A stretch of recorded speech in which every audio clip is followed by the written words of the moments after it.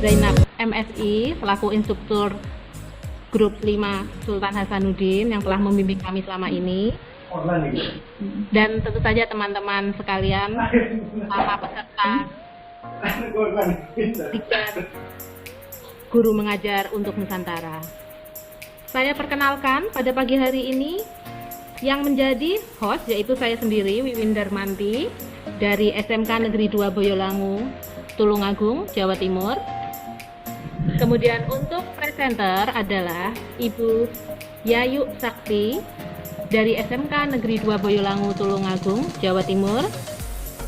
Dan moderator pada pagi hari ini adalah Ibu Wiwi Kumiati SPD dari SMP Negeri 5 Cepu. Bapak dan Ibu, selamat menikmati presentasi pada pagi hari ini. Untuk waktu selanjutnya saya serahkan kepada Ibu moderator, kepada Ibu Wiwi Kumiati SPD. Halo Ibu Wiwi, sepertinya Ibu Wiwi sedang ada kendala sinyal ini. Halo Ibu Wiwi. Bapak Ibu peserta yang lainnya mohon untuk menekan tombol mute pada monitor. Terima kasih. Bu Sakti, gimana saya ambil alih dulu ya, saya Bu Wiwi. Iya, ini sambil menunggu Bu Wiwi ini Bu Wiwi mungkin kendala sinyal ya. Baik, ya, saya bantu Bu Wiwi. Materi Bu Sakti pada pagi hari ini adalah tentang pembelajaran ilmu gizi untuk kelas 10 siswa SMK Tata Boga. Bu Yayu Sakti? Ya. Baik, waktu kami persilahkan kepada Ibu Yayu Sakti selaku presenter mulai dari. Silahkan Bu Yayu Sakti. Terima kasih Bu Wiwi. Semangat pagi Bapak Ibu semuanya, semoga benar sehat semuanya. Terima kasih kepada Bapak Sri Wahono selaku founder Bidar Gumun dan juga kepada Dr. Anda Ibu Hajah Zainab yang selaku instruktur kami yang telah membimbing kami. Perkenankan saya pada hari ini mempresentasikan tentang pembelajaran ilmu gizi. Nanti materi topiknya hari ini adalah gizi untuk ibu hamil. Saya mulai Bapak Ibu. Nah, untuk gizi ibu hamil ini, materi ini diajarkan di kelas 10 SMK Tata Boga. Mungkin kalau Bapak Ibu guru yang mengajar di SMP ataupun SD belum mengenal nih, ternyata ada mata pelajaran ilmu gizi di SMK. Nah, di mata pelajaran ini ada dalam 1 tahun ada 10 KD yang kami pelajari. Salah satunya adalah gizi ibu hamil ini. Kenapa saya memilih materi gizi ibu hamil? Mungkin kalau saya berharap nanti sedikit ilmu yang saya bagikan ini bisa bermanfaat bagi ibu-ibu yang mungkin sekarang ada yang sedang mengandung atau mungkin putra-putrinya ada yang mengandung, mungkin bisa bermanfaat. Meskipun mata pelajaran ini disampaikan untuk kelas 10 SMK. Saya lanjutkan materi saya hari ini. Yang pertama nanti indikator pencapaian kompetensi, kemudian kita membahas sedikit tentang pengertian gizi, kemudian juga kita membahas tentang angka kecukupan gizi. Nah, indikatornya apa? Indikator yang kita pelajari adalah yang pertama, mendeskripsikan zat gizi.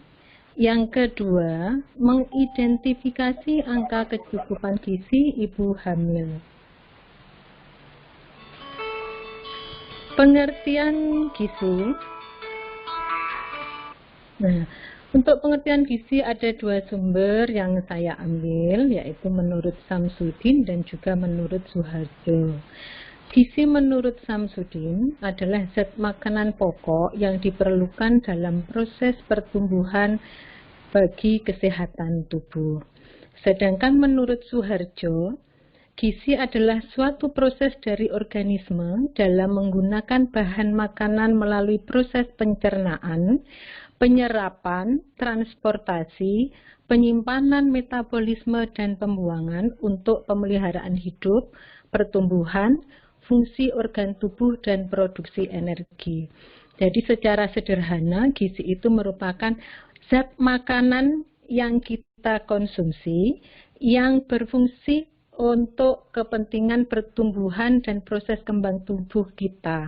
Jadi kalau misalnya kita mengkonsumsi obat, itu bukan zat gizi karena dia bukan makanan pokok yang diperlukan dalam proses pertumbuhan. Selanjutnya,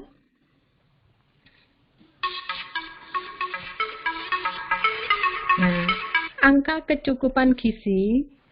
Sebelum materi angka kecukupan gizi ini atau sebelum menuju ke materi gizi ibu hamil, sebelumnya anak-anak itu sudah mempelajari KD yang sebelumnya, yaitu tentang angka kecukupan gizi dan juga materi tentang IKBM.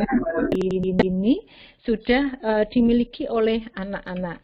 Nah, apa saja kecukupan gizi yang diperlukan oleh ibu hamil? Kita buka slide berikutnya. Nah, di sini kita bisa mempelajari bahwa seorang ibu hamil ini di masa kehamilannya, dia memerlukan zat gizi sama seperti kita. Perlu kalori, perlu protein, perlu lemak, karbohidrat, vitamin, dan mineral. Nah, yang membedakan kalau ibu hamil ini karena dia mengandung, maka ada dua makhluk hidup yang memerlukan zat gizi, yaitu untuk gizi ibunya sendiri dan juga gizi untuk janin yang sedang dikandungnya. Karena itu di dalam pemenuhan gizi ini ada penambahan zat gizi yang diperlukan oleh ibu hamil. Kita lihat berikutnya, Bapak Ibu. Nah, ini proses perkembangan janin, kita bisa melihat dari usia berapa minggu sampai minggu berikutnya, kita melihat seperti itu. Nah, ini yang perlu kita pahami konsepnya. Konsep gizi ibu hamil ini, seorang ibu hamil itu memiliki 3 trimester ya dalam kehamilannya. Trimester pertama, trimester kedua, dan trimester ketiga. Trimester pertama ini kehamilan 0 sampai 3 bulan. Nah, ini adalah masa yang sangat-sangat krusial, sangat-sangat penting bagi seorang ibu hamil, di mana trimester pertama ini proses pertumbuhan otak dan jantung akan ada di trimester pertama. Jadi kalau seandainya trimester pertama ini kebutuhan gizinya tidak tercukupi, bisa kita bayangkan apa yang akan terjadi di trimester berikutnya. Nah, pada trimester pertama ibu hamil diharapkan dapat jadi cukup jumlahnya dan cukup kuat. Pada trimester ini dibutuhkan tambahan kalori sekitar 110 kilokalori. Nanti trimester pertama akan berbeda dengan ditambahan trimester berikutnya karena nanti jadi akan semakin. Nah, pada trimester pertama ini seorang ibu hamil mayoritas mengalami keluhan itu mual, muntah. Nah, kondisi seperti ini memungkinkan seorang ibu hamil di trimester pertama akan mengalami kekurangan gizi. Karena itu, solusinya adalah ketika hamil trimester pertama yang mual dan muntah ini, diharapkan ibu hamil ini diberikan makanan dengan porsi kecil sering dengan rasa makanan yang ada kejutnya. Jadi untuk mengurangi rasa mualnya dan ingin muntahnya. Lalu bagaimana trimester berikutnya? Kita lanjutkan slide berikutnya. Nah, untuk trimester kedua ini kedua dan ketiga Bapak Ibu, ini kita kedua dan ketiga ini hampir sama. Tetapi yang perlu digarisbawahi, kalau trimester kedua yang terjadi adalah pertambahan panjang badan pada janin. Nah, nanti yang triwulan ketiga terjadi pertumbuhan berat badan, penambahan berat badan pada janin. Karena itu mengapa ketika seorang ibu melahirkan sebelum waktunya atau lahir prematur, maka berat badan bayi sering di bawah normal. Berat badan bayi normal itu 2,5 kilo. Kalau di bawah itu dinamakan berat badan bayi lahir rendah atau BBLR. Karena itulah diharapkan konsep pada triwulan pertama, triwulan kedua, dan triwulan ketiga ini betul-betul diperhatikan supaya nanti sesuai dengan harapan orang tuanya anak akan lahir sehat dan berat badannya memenuhi. Nah, untuk triwulan ketiga yang paling sering dialami karena janin semakin membesar, maka janin akan mendesak diafragma perut karena ibu sering mengalami sesek ya. Porsi makannya harus kualitasnya harus tetap, tapi berikan kecil dalam waktu yang sering. Artinya, kalau kita biasanya konsumsi makanan itu 3 sehari. Nah, kalau untuk ibu hamil nanti polanya dia akan porsi kecil dan sering. Jadi bisa 3 kali makan itu bagi ibu hamil ditambah menjadi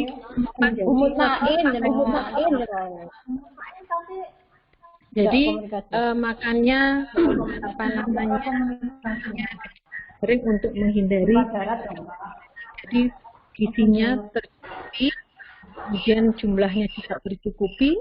Nah, untuk konsep pemberian makanannya ini harus beraneka ragam. Kenapa beraneka ragam? Karena zat gizi masing-masing bahan makanan itu saling melengkapi. Contoh misalnya, kita masak lauknya itu tempe. Jangan tempe terus, tapi kombinasi dengan tempe, tahu, setiap hari berganti. Kemudian sumber lauknya, makanannya tidak hanya nabati, tapi di situ juga ada hewani.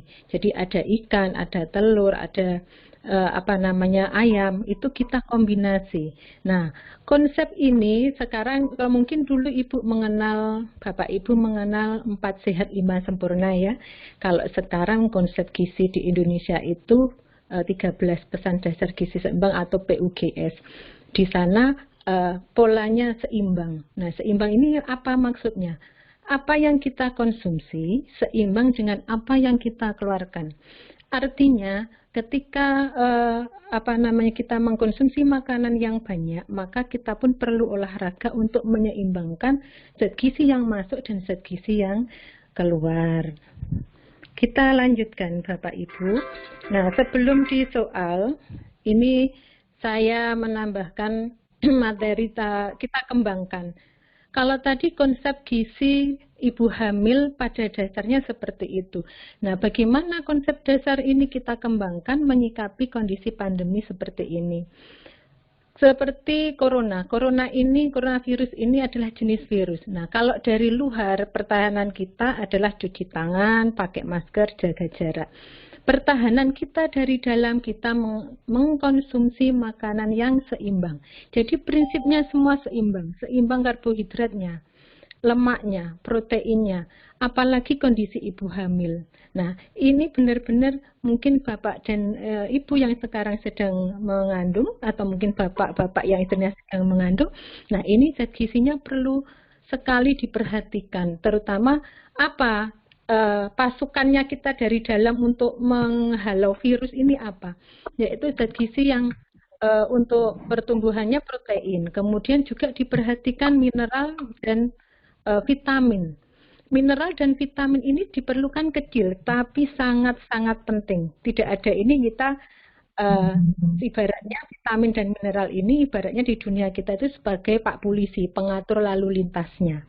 Kalau tidak ada ini bahaya, bisa krodit. Nah, seperti itu. Tapi penyerapan vitamin dan mineral ini juga memerlukan zat gizi lain, contohnya protein. Misalnya begini, kita anemia, kekurangan ibu hamilnya kekurangan zat besi. Nah, proses penyerapan zat ini memerlukan bantuan protein untuk pembentukan sel darah merahnya. Karena itu tadi saya kembalikan bahwa konsep penyerapan itu atau proses metabolisme zat gizi dalam tubuh ini mengandung konsep seimbang. Seperti itu. Satu zat gizi tidak sempurna, maka ditambahkan zat gizi yang lain, jadi ada penganekaragaman sumber bahan makanan. Kita lanjutkan ke soal. Untuk soal, saya membuat 5 soal, Bapak Ibu. Soal yang saya buat sederhana sekali, tapi tetap berpatokan pada materi yang saya sampaikan. Kita ke soal yang pertama. Seorang ibu hamil merasakan nafsu makan berkurang karena sering merasakan mual. Agar tidak mual, sebaiknya mengkonsumsi, tadi saya jelaskan, untuk mengurangi rasa mual, rasa muntah. Ini kita mengkonsumsi makanan yang berasa kecut. Jadi jawabannya di D.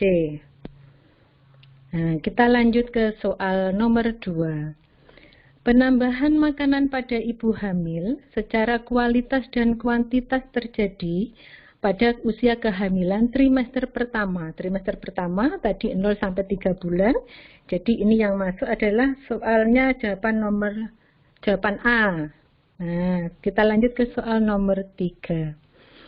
Pada kehamilan trimester pertama akan terjadi perkembangan bayi yang sangat cepat, terutama perkembangan tadi di penjelasan saya, trimester pertama ini adalah pertumbuhan atau perkembangan otak dan jantung bayi. Jadi jawabannya adalah D.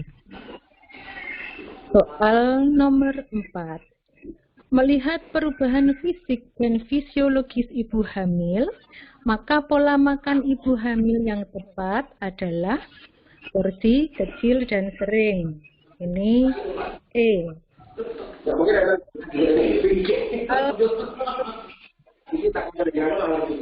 Pada trimester ketiga, perkembangan bayi sangat pesat, maka diperlukan penambahan kalori sebesar ini nah, itu skornya adalah 100 hasil akhirnya. Nah, ini seperti soal yang bisa saya buat sederhana, kemudian ini developer saya.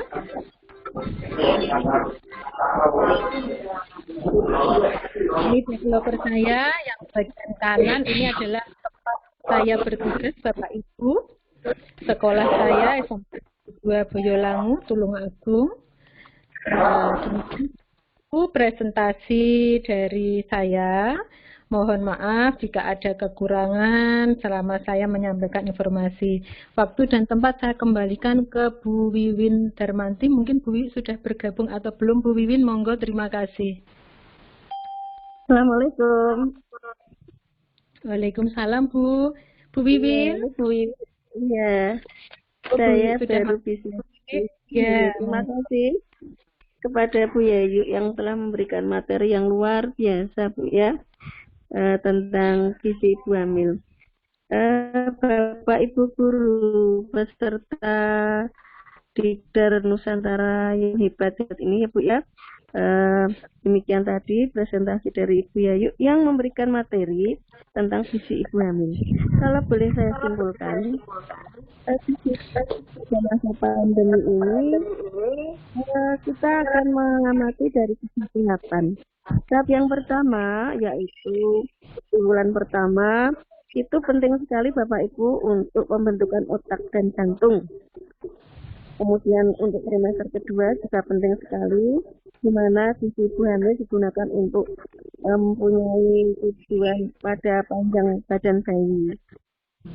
Kemudian untuk triwulan ketiga Bapak Ibu guru hebat, pertumbuhan bayi memerlukan gizi digunakan untuk menambah berat badan. Jadi sangatlah penting gizi ibu hamil terutama di masa pandemi ini sangat diperhatikan. Dan tadi saya disimpulkan juga bahwa penambahan vitamin dan kemudian mineral walaupun sedikit ini sangatlah penting digunakan atau harus mendapatkan asupan yang luar biasa. Demikian Bapak Ibu Guru Nusantara, materi yang disampaikan oleh Ibu Yayu. Saya sebagai moderator juga mengucapkan terima kasih kepada instruktur Ibu Zainab dan juga Bapak founder kami, Bapak Wahono SDT yang telah membimbing kami dengan luar biasa. Untuk tahap berikutnya akan saya buka untuk sesi pertanyaan. Akan kami batasi Bapak Ibu, yaitu untuk 4 pertanyaan. Dipersilakan. Assalamualaikum warahmatullahi wabarakatuh. Waalaikumsalam warahmatullahi wabarakatuh. Ya, ini Siti Solikatun dari MAN 2 Klaten, Ibu, kelompok Jenderal Sudirman. Ya, mau bertanya Ibu? Ya, mau. Halo, Ya. halo. Ya. Pernah ada kejadian teman saya di trimester 2, itu kehamilannya bengkak-bengkak, begitu loh Ibu. Itu apakah karena faktor makanan atau karena penyakit yang lainnya begitu, bakteri atau bagaimana begitu Bu? Sampai akhirnya janin itu tidak tertolong. Terima kasih Ibu. Terima kasih Ibu, pertanyaannya luar biasa. Ini Bu Wiwi, ini langsung saya jawab atau bagaimana ini? Ya, Bu, ya. Ya, ini pertanyaan pertama. Dibatasi 4 pertanyaan. Silakan Bu Yayu. Terima kasih Bu Wiwi. Untuk Ibu Solihatun, kalau tidak salah. Untuk ibu hamil memang resikonya adalah bengkak. Pembengkakan ini biasanya terjadi karena seorang ibu ada yang mengalami tensi tinggi, ini mengalami yang namanya gravidarum, keracunan kehamilan. Saya bantu lagi ya. Baik, tadi Bu Wiwi membuka sesi tanya jawab untuk termin pertama 4 penanya. Barusan dijawab 1 pertanyaan oleh 1 penanya. Silahkan jika ada penanya berikutnya di unmute saja untuk langsung bertanya kepada presenter. Silahkan. Sudah sama tadi dengan yang ditanyakan oleh Ibu. Dapat tadi barusan, iya. Di chat sudah saya kirim sama pertanyaannya. Iya betul. Saya melihat meeting tanya di chat. Iya. Saya mau tanya satu lagi bisa ya? Boleh, silakan. Apakah resiko dari kehamilan anak di bawah usia produktif, maksud saya? Terima kasih. Silakan langsung ditanggapi. Ya Bu Wiwin, terima kasih. Terima kasih Bu Hartini atas pertanyaannya luar biasa. Untuk seorang wanita yang hamil di bawah usia ini, kalau dari pemerintah, seorang wanita diperkenankan menikah usia 20 tahun. Nah, ini secara teori bisa kita gandengkan, bisa kita sambungkan. Ketika usia belum di bawah atau belum 20 tahun atau di bawah 20 tahun, maka yang pertama, secara fisiologis dia belum siap. Sebenarnya reproduksinya memang sudah siap untuk dibuahi, tapi dia secara pengasuhannya dia belum mampu untuk itu. Kemudian yang kedua, seorang wanita yang hamil di bawah usia 20 tahun memiliki resiko kena kanker serviks lebih besar daripada seorang wanita menikah ketika usia di atas 20 tahun. Itu Bu yang bisa saya sampaikan, terutama untuk kondisi fisik dan fisiologis orang ibu hamil di bawah usia 20 tahun. Sedangkan untuk janinnya, secara teori, janin itu tumbuh dari sel telur dan sperma. pertama. Ketika sel telur seorang wanita di bawah usia 20 tahun, kualitasnya akan lebih bagus sel telur yang usia ibunya di atas 20 Macam-macam ya. bagus di usia 25 tahun. Seperti itu yang bisa disampaikan. Terima kasih. Oke, terima kasih Bu Yayu Sakti atas penjelasannya, sangat memuaskan sekali. Terima kasih. Ya, terima kasih juga Bu Hartini atas pertanyaannya. Bapak Ibu masih ada pertanyaan yang lainnya? Silahkan speaker di on kan, di unmute. Kalau memang ada pertanyaan langsung saja bertanya kepada presenter. Ini ada pertanyaan Bu Win. Susu Baik. tentang susu ibu hamil, Bu. Baik. Ya. Ya Dari Bu, chat mohon ada dibacakan. Ya, ini dari Bu Nurul ada pertanyaan. Apakah Ya. susu ibu hamil bisa mengganti makanan untuk makanan pendamping, Bu? Susu hamil bisa mengganti makanan begitu. Pertanyaannya dari Bu Nurul, Bu Yayu. Monggo dijawab. Oke, terima kasih Bu Wiwi. Untuk prinsipnya, susu ibu hamil itu hanya sebagai penambah nutrisi. Jadi nutrisi utama tetap dari makanan yang kita konsumsi, dari sumber makanan pokok, sayur, lauk, itu nutrisi utamanya. Jadi susu itu tidak bisa menggantikan zat gizi yang diperlukan oleh ibu hamil. Hanya sebagai penambah atau Kembalikan pendengar pada presenter. Mohon maaf ya kalau presenter akhirnya. Assalamualaikum warahmatullahi wabarakatuh. Kembalikan ke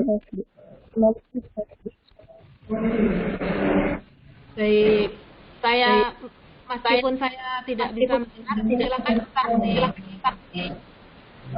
bisa menyampaikan kepala katanya untuk kegiatan belajar gumun yang telah kita ikuti sampai hari ini.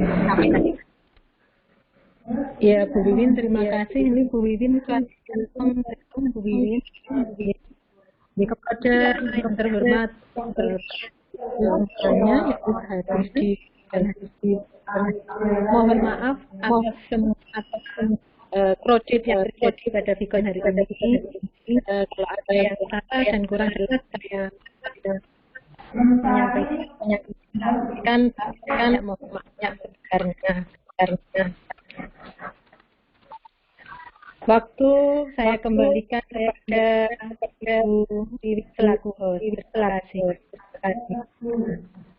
Baik, terima kasih Bu Yayu Sakti selaku presenter dan Bu Wiwi Kumiati selaku moderator pada pagi hari ini. Bapak dan Ibu sekalian, terima kasih semuanya telah berpartisipasi pada Vikon pada pagi hari ini. Dan terima kasih yang pentingnya juga untuk Ibu Dr. Randa Zainab selaku instruktur kami dan Bapak SPD selaku koordinator Dikda guru mengajar untuk berbicara. Saya mohon maaf yang sebesar-besarnya jika selama proses Vikon ada kesalahan, ada hilaf kata yang tidak kami baca, ada sinyal yang terkendala, mohon maaf yang sebesar-besarnya. Terima kasih, sampai jumpa pada Vikon-Vikon berikutnya. Selamat pagi, Assalamualaikum warahmatullahi wabarakatuh. Waalaikumsalam Warahmatullahi wabarakatuh.